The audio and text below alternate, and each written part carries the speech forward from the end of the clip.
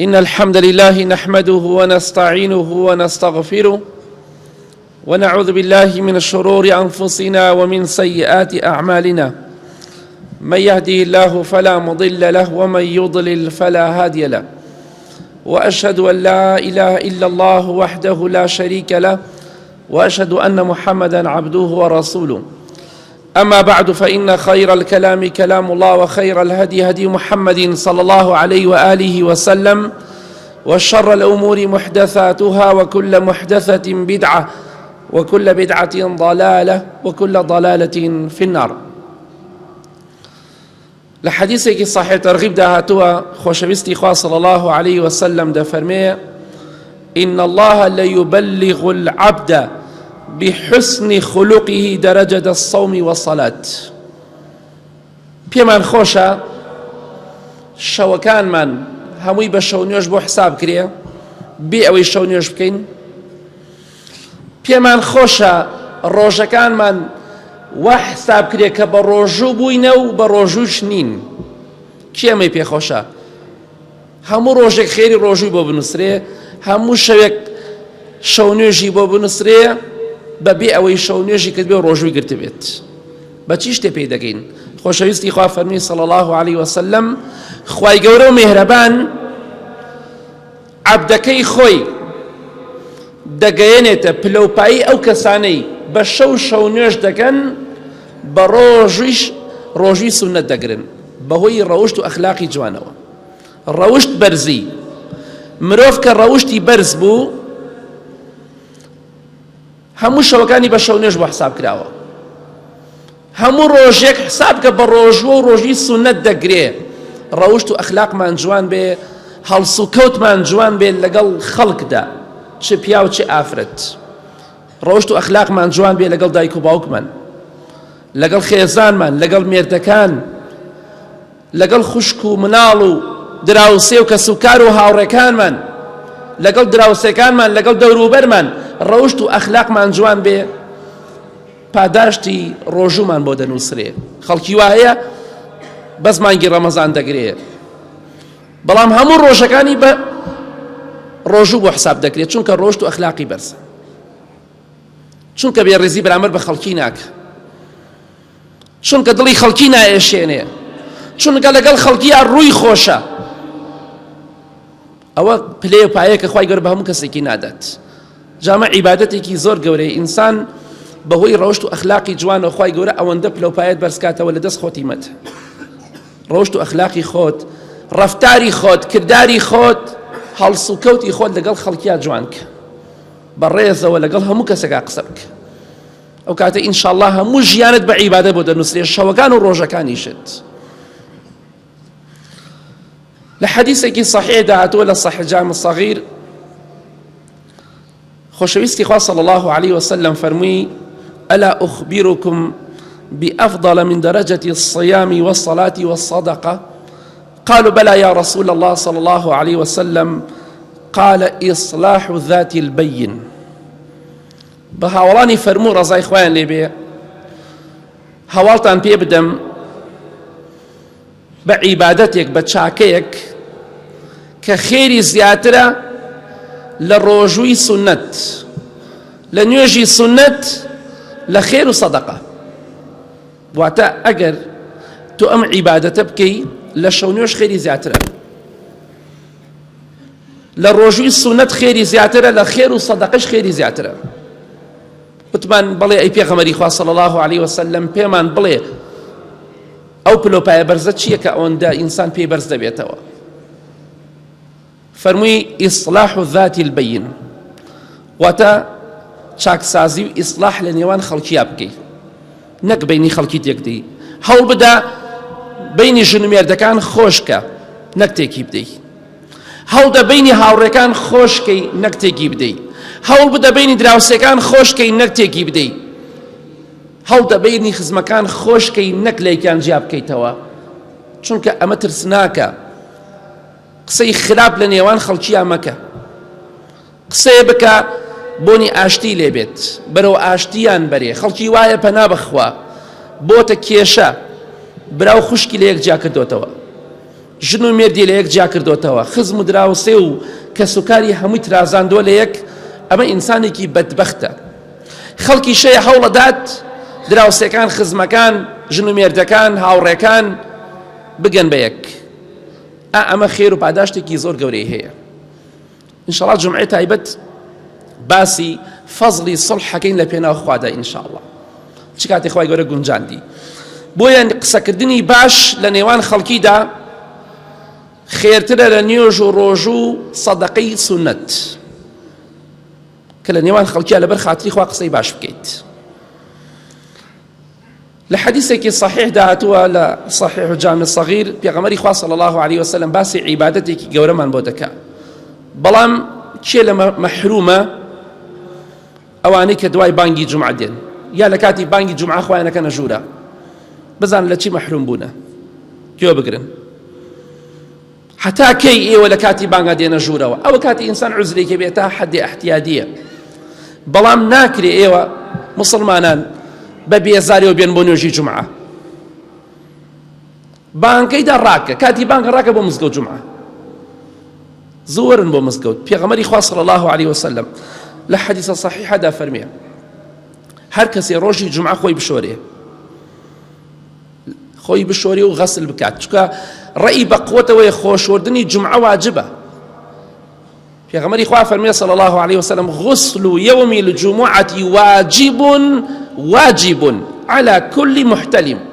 خۆشوردنی جومعە واجبە لەسەر هەموو پیاوێک کە بالغ بوو بێ، ئافرەتان نا، پیاوان. هەر کەسێ هات بۆ جومعە با خۆی بشۆرێت. پێغەمبەری خوا دەفەرمێ صلی الله عليه وسلم جا بۆی خۆتان بشۆرن، پاک و خاوێنی وەرن بۆ مزگەوت، نەک بڵێ شەو خۆم شۆردووە. ئەبێ دوای نوێژی بیانی بێ، ئەویش خلافی تایە. باشتر وایە دوای خۆرکەوتن بێ، خۆتان بشۆرن ئەم جاوەرن بۆ مزگەوت. شەرت نە ئیلا سەعات 11 خۆت شۆری، دوای خۆرکەوتن خۆت شۆرە، ئینشاءڵڵا هەتا نیوەڕۆ مەجال هەیە. ئایا بکە خۆت تاو. هەر کەسێ پێغەمبەری خوا دەفەرمێ صلی الله عليه وسلم خۆی بشۆرێ لە ڕۆژی جومعەدا، پاشان زوو بێ بۆ مزگەوت، ثم بكر وابتكر، زوو بێ بۆ مزگەوت. و دەفەرمێ بە پێ بێت، نەک بە سواری، یعنی باشتر وایە بە پێ بێ. بەڵام ئەگەر کەسێکیش دوور بێ بە سیارە بێ، ئینشاءڵڵا خوا دەوڵەمەند و سەخیە شمولی دەکا.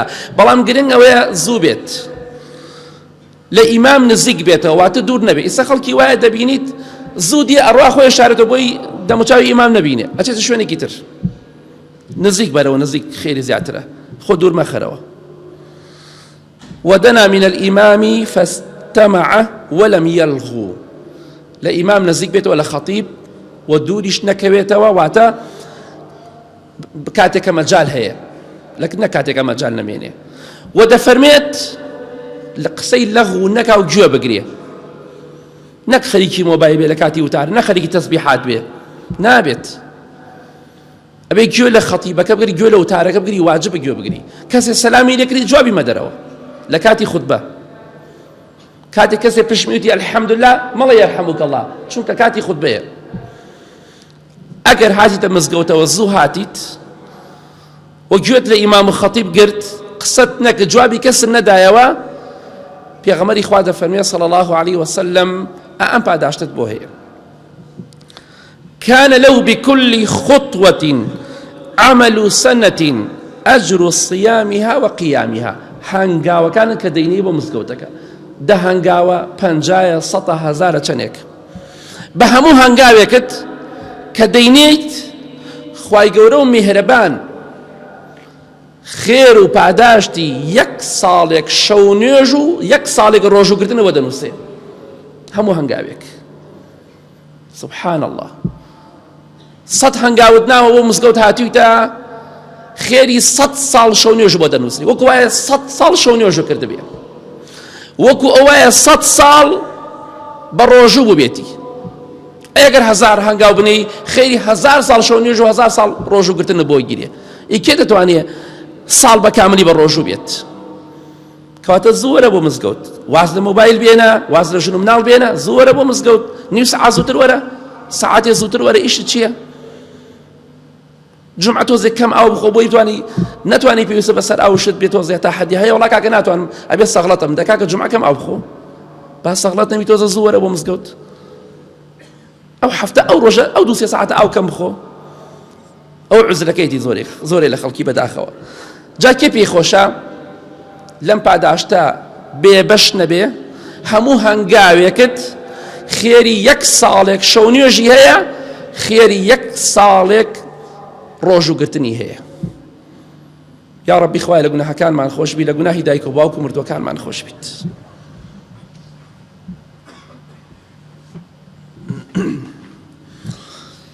الحمد لله والصلاة والسلام على رسول الله وعلى آله وصحبه ومن والاه لحديثك صحيح بخاري مسلم ده هاتوا خوشويستي خواد فرمي صلى الله عليه وسلم الساعي على الأرملة والمسكين كالمجاهد في سبيل الله وكالقائم لا يفتر وكالصائم لا يفطر أو كسي يارمتي خەڵکی فەقیر و هەژارەدات کۆمەکییان دەکات بە پارە بە خواردن بە هەر شتێک خەڵکی فەقیر سوالکەر ناڵێم فەقیر لەم چەند ڕۆژە بینیتان سوالکەرێک مرد نزیکی 40-50 دەفتەر پارەی دوای خۆی بەجێهێڵا سوالکەر فەقیر نییە لە گرانەکە بیرمان دێ خەڵ فەقیر بوو کیلۆیە گەنمی نەبوو چوو بە نیکیلۆ شەکرێکڕی بەڵام سواڵی نەکرد فەقیر سوال ناکە ئەچێ قەرزەکە شتێکات ئەو کەسەی یارمەتی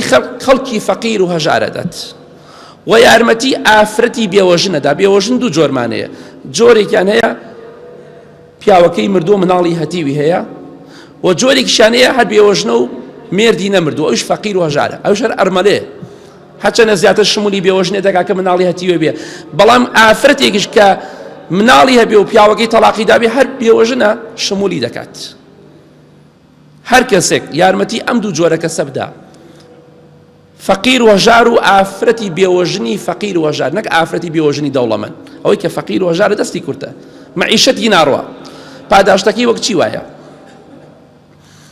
ئەو یارمەتەی کە تۆ بۆ ئەو کەسەی دەنێریت بۆ ئافرەتێکی بێوەژن بۆ پیاوێکی فەقیر و هەژار بۆ ئافرەتێکی فەقیر و هەژار وەکو وایە کە لە پێناو خوادا جیهادکەی شەڕە شمشێرکەی خێر و پاداشتی جیهادکردنی هەیە و پێغەمبەری خوا فەرمی صلی الله عليه وسلم وكالقائم لا يفتر پاداشتی ئەو ئینسانە یارمەتی خەڵکی فەقیر و هەژار و بێوەژن و هەتیوەدا وەکو خێر و پاداشتی کەسێک وایە شەو نوێژ بکا و ماندوو نەبێ خەڵکی وایە ماشەڵڵا بە چەند سەعات شەو نوێژەکە هەر ماندوو نابێت پاداشتی تۆش وەکو پاداشتی ئەو کەسە وایە خەوتوویتە بەڵام پاداشتی کەسێکت بۆ دەنووسێت کە لەو شەوەدا گەورەترین شەو نوێژی کرد و درێژترین شەو نوێژ و دەفەرمێ وكالصائم لا يفطر پاداشتی تۆ وەکو پاداشتی کەسێک وایە بەردەوام بە ڕۆژووە و ماندوو نابێ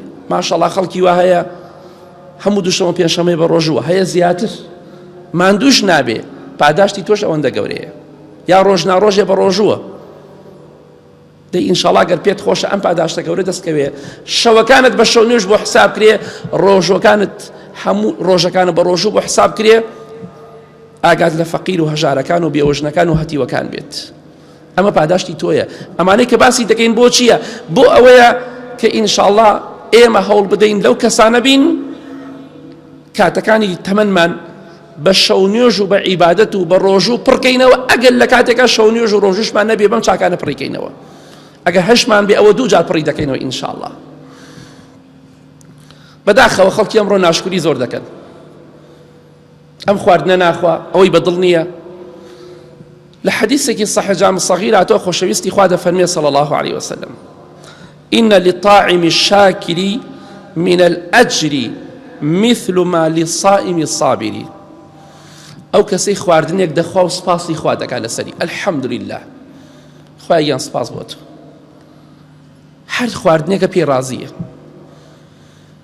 ئەفەرمێ ئەجر و پاداشتی ئەم ئینسانە ئەجر و پاداشتی کێیە ئەو کەسەی کە بەردەوام بە ڕۆژووە و سابرە لەسەر ڕۆژووکردن خۆڕاگرە چی پاداشتێکی بۆ هەیە تەنها تۆ بڵێ خوایە سپاس بۆ تۆ خوایە نەیبڕی خوای گەورە خێر و پاداشتی کەسێکت بۆ نووسێ کە لەگەڵ ئەو ڕۆژە لەگەڵ تۆ بەڕۆژووە. ئەمڕۆ نانە خۆی بڵێ سپاس بۆ تۆ خوایە گیان، خوای نەیبڕی. ئەو کەسێکی کە ئەمڕۆ بەڕۆژووە تو چی پاداشتێکی دەسەکەوێ تۆش هەمان پاداشت دەسەکەوێ، بەس تەنیاوتە خوایە سپاس بۆ تۆ. لطاعم الشاکر سپاسی خوا دەکا و بەو خواردنێکی خواردوێتی ڕازیە، کەواتە هەر کاتێک تۆ سپاسی خوات کرد بەهۆی ئەو سپاسکردنەوە خوای گەورە خێری ڕۆژوت بۆ دەنووسێ. نانیش دەخۆی حساب ڕۆژوگرت بۆ کراوە، حساب ئینسانی ڕۆژوانت بۆ کراوە. ئێگە ناشکری بکەی خوا لە خۆت ڕاکەی، خۆشت لەو خێرە مەحروم دەکەی. خۆشەویستی خوا صلی الله عليه وسلم لە حەدیثێکی صحیح جامع صغیرە دەفەرمێ ومن خرج إلى تسبيح الضحى لا ينصبه إلا إياه فأجره كأجر المعتمر وفي رواية صحيحة فهي كعمرة. ئەم خاڵە زۆر گرنگە. ئێمە دەڕۆین بۆ عومرە، چەند ڕۆژێکمان پێ دەچیە هەتا دەڕۆین و دێینەوە. لێرەش عومرەیەکەی دەتوانین ئەنجامی بدەین ئینشاءالله. خۆشەویستی خوا فەرمێ صلی الله عليه وسلم هەر کەسێک لە ماڵەکەی خۆی دەرچێت، لە ماڵی خۆت، لە دوکانی خۆت، لە مەحەلی خۆت، لە کۆمپانیای خۆت، لە هەر شوێنەکە دەرچۆ دەرەوە، بڕۆ بۆ مزگەوتێک لە مزگەوتەکان، دوور کات نوێژی چێشتەنگاو بکە لە مزگەوت. لە بازاڕی سعات 8-9 دێ چەندێ مەجالت هەیە، وەرە بۆ مزگەوتێک تەنیا هەیە هاتنەکەت بۆ مزگەوتەکە بۆ نوێژی چێشتەنگاو بێ، چونکە دەفەرمێ لا ينصبه إلا إياه، واتە دەرچوونەکەت بۆ مزگەوت تەنها بۆ نوێژی چێشتەنگاو بێت، نەک بۆ شتی تر. ئەفەرمێ ئەجر و پاداشتی تۆ وەکو ئەجر و پاداشتی کەسێک وایە خەریکی عومرە بێ، و دەفەرمێ فەهیە کەعومرەتین، خێری عومرەیەکی هەیە. واتە دەتوانی هەموو ڕۆژێک لە دوکانەکەی خۆتەوە، لە ماڵەکەی خۆتەوە سیارەت پێ، ئەگەر مزگەوتەکەش دوورە وەرە بۆ مزگەوت، داش خراب و لە حیوانی مزگەوتەکە لە حەوشەی مزگەوتەکە دوور کات نوێژکە و بڕۆ دەرەوە، خێری عومرەیەکە بنووسرە. ناتوان بیکەن کەواتە دەتوانی هەموو ڕۆژێ عومرەیە بکەی. ئەمە کارێکی ئاسانەدا. ئەم شتانەی کە باسمان کرد بۆ ئەوەیە بزانین خوای گەورە دەیەوێت کاتەکانمان هەمووی بە عیبادەت بۆ بنووسێ، بەڵام ئێمە ئیمانمان زەعیفە و نامانەوێ. خوای گەورە دەیەوێتمان خاتە بەهەشتەوە، بەڵام ئێمە ڕاکەینە بەهەشت بەکردەوە خراپەکانمان، دەمانێت بەرەو دۆزەخ بچین پەنا بەخوا. با چاک بین، خوای گەورە زۆر بەڕەحمە. جا ئەمانەی کە باسمان کرد ئەمڕۆ بۆ ئەوەیە کە ئینشاءڵڵا کەسی ئیمانداری ڕاستەقینە خوای گەورە ئەوەندە بەڕەحمە لەگەڵیدا، شەوەکانی بە شەو نوێژ بۆ دەنووسێ، ڕۆژەکانی بە ڕۆژوو بۆ پڕ دەکاتەوە بەهۆی ڕەوشت و ئەخلاقی جوانەوە، بەهۆی عیبادەتەکان و چاکەکانیەوە. خوای گەورە لەو کەسانەمان بگێڕێ.